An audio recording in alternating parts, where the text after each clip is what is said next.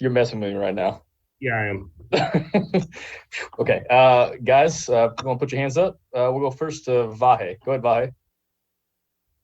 Hey, Patrick. By now you've seen plenty of Andy and how he operates, and I'm curious what you think the key to all the success he's had after a bye week has been. Obviously, the playoff bye week is a different thing, but I think some things are probably kind of consistent with that. Yeah. I think he has a great balance of the amount of time he gives guys off and the amount he gets guys in there to get them moving and prepare for that next week. And then obviously the coaches do a great job of game planning. I'm sure this week they'll game plan like 3 or 4 different teams and try to get a good game plan to the guys early in the week so they can execute it at a high level. And then he goes out there and we do what we usually do, man. And so he just has a great feel for the amount of time he gives guys off and the amount of time he has them in the building. Let's go next to Aaron Ladd. Go ahead, Aaron. Hey, appreciate the time here. Among the many numbers we've been seeing is most yards ever for a quarterback. I'm just wondering if you have a favorite play from the regular season. I know the playoffs coming up, whatever, but bookending this regular season, if you have a favorite play that stands out to you. Yeah, my favorite play probably will be the one that Jet down in Denver, just because it was one where I legit did not think I was throwing the ball at all. I was just trying to get the ball in my hands as quickly as possible, and then seeing it on the TV copy of it and seeing how it looked sweet. So that was probably my favorite play of this season so far. Let's go next to Pete Sweeney. Go ahead, Pete. Patrick, this isn't the first time you've had a playoff bye. I just was curious, how's the best way for you to spend it? I know that the guys will get a day off, but you personally, how do you feel like you most benefit from this week here? Yeah, the biggest thing for me is obviously you don't know for sure who you're going to play. So what I'll do is I'll watch like a game or two of each team that we have a possibility of playing kind of each day, just kind of get a general sense of the team without being too much of a deep dive. Luckily, 2 of the teams we've already played this year, so I have a general sense of them already. But you do that, I can make sure you stay working out, stay moving around, not just sit on the couch all week. Then when we get ready to go next week, I just try to be prepared and ready to roll. So just a little bit of both. You get off your feet and you rest, but you still move around enough that your body's in a good shape for whenever you get to the first playoff game for us. Let's go next to Nate Taylor. Go ahead, Nate. Patrick, with so many young guys, so many new receivers, of course, I just wonder from your perspective what you feel like you learned the most about your teammates throughout the course of the season that you think will either prepare you or give you a better edge in the postseason. Well, I think the way we play football games, I know the guys are willing to fight to the end. I mean, we had a lot of close games this year where we had to step up and guys had to step up in big moments. And even though it doesn't make it easy as a fan watching it, I think it shows that we have guys that will compete at the end of the games and make these plays to win football games. And so you're going to need that in the playoffs. I mean, playoff games, I mean, they're rarely more than even a one-score game. It always comes down to the very end. And luckily that we've been in those games and we have guys that we trust that can go out there and make plays when they count. Let's go next to Seren Petra. Go ahead, Seren. Brad, and I'll have a follow-up. Patrick, stat came out today. You're the oldest starting quarterback from the AFC. You're not old, but you're the senior member. I'm wondering, not just I know you don't feel old at your age, but your life's changed. And it is kind of a different era for you, right? It's not new anymore for you. I'm wondering how it feels right now, if it feels different because of that. Yeah, I mean, I feel like it's changed. I have 2 kids now. I'm married. I'm kind of an old soul. So I am kind of the oldest. I am literally the oldest quarterback in the AFC. It speaks to the talent that we have in the AFC. And the guys that I'm looking around at are going to be there for a long time. So I'll be the old head in the AFC for a while now. And I'll try to use that experience to my advantage. And then the other one is I'm curious how you feel you're playing. There was maybe some people nitpicking, right? Wins are all that matters. You're the 1 seed. A lot of people talking about the close wins, maybe not covering spreads. Just considering what do you consider the mindset of this team and how well you guys are playing right now headed into the playoffs? Yeah, I think we're playing well, man. I mean, defense has stepped up, played really good these last few weeks. Offensively, we've had good spurts. Obviously, we feel like we can play even better. I mean, I always feel like we can play better as an offense, but we guys, it's coming from everywhere. We have Kadarius is having big games. Sky's getting involved.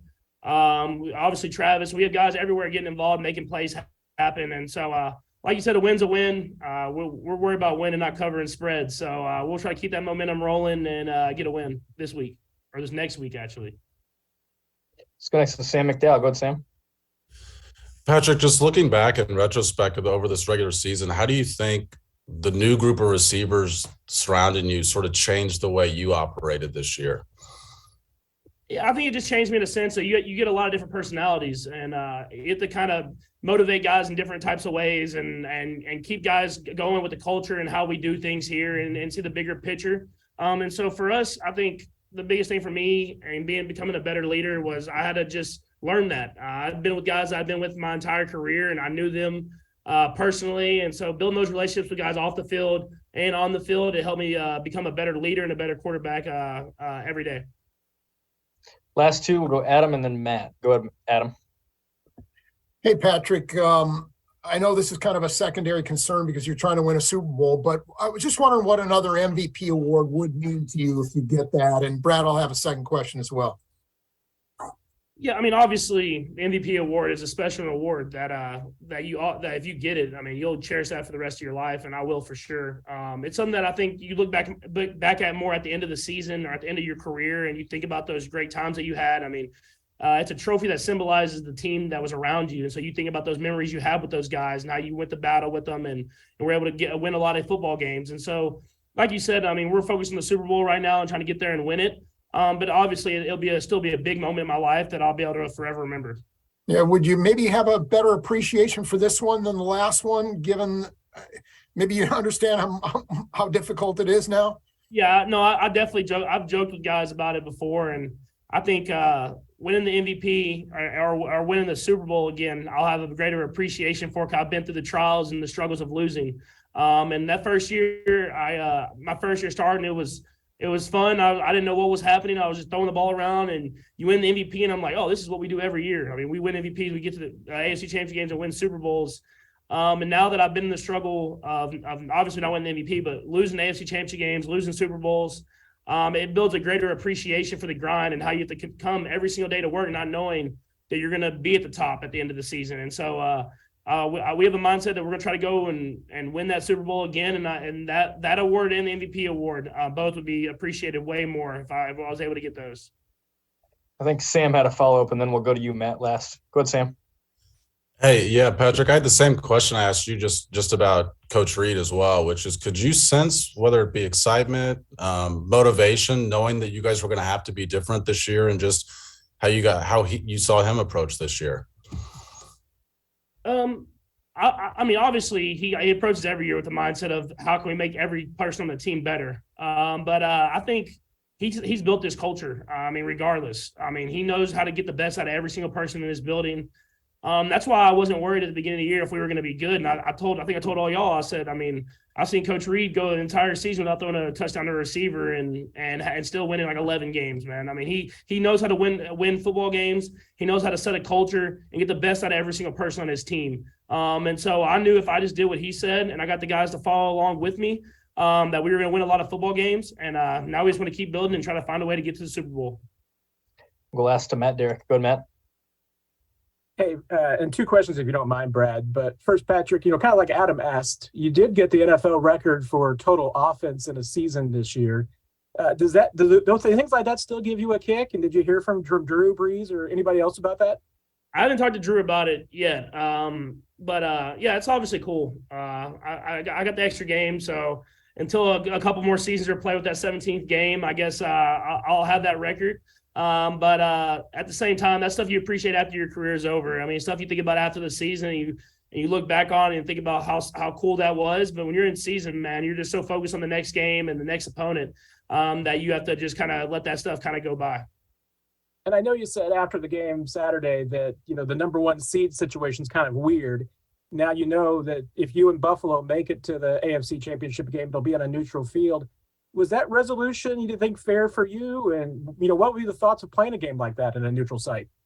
Yeah, I mean, nothing was going to be fair for anybody, I don't think. I mean, it's such a situation that we never have encountered before.